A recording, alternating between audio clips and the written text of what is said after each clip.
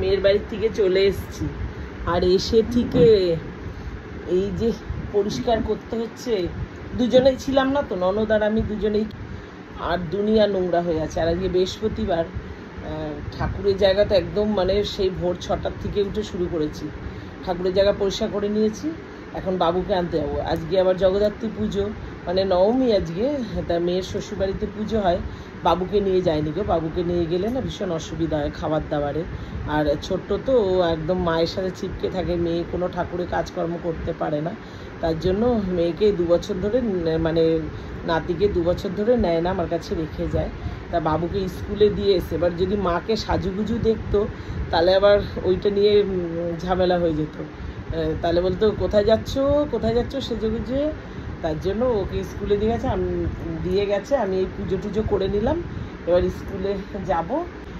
তা এই যে এখন চা নিয়ে বসেছি, কিচ্ছু সকাল থেকে কিচ্ছু খাইনি, এখন ঘড়িতে 10:30 বেজে গেছে। চলো পুজো করেছি, পুজোটা হয়ে গেছে একদম পরিষ্কার করে। গোপাল সোনার দিন নিয়ে এসছে, একবার দেখাই চলো। এই যে দেখো পুজো কমপ্লিট হয়ে গেছে আমার। আজকে আবার মেয়ের গোপালও এসছে, 9 জন গোপাল আমার আজকে। তার জন্য মুকুট টুকুট কিছুই পড়াই না, জায়গাটা কম তো তার জন্য।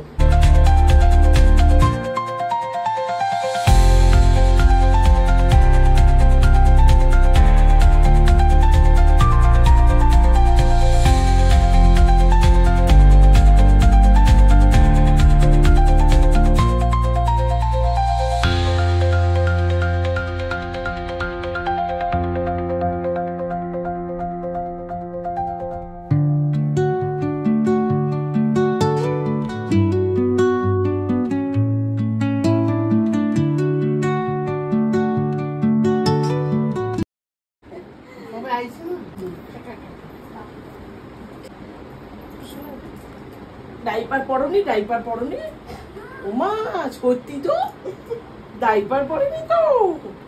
কি হচ্ছে? কিছু হয়নি তো?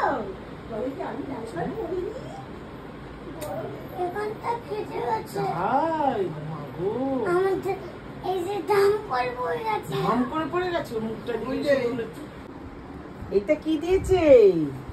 এগুলো কি দিয়েছে দেখো দেখো।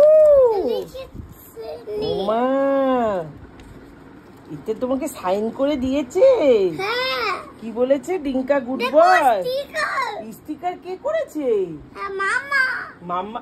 এই মাম্মা করেছে বললি কেন? তুই করিসনি কেন?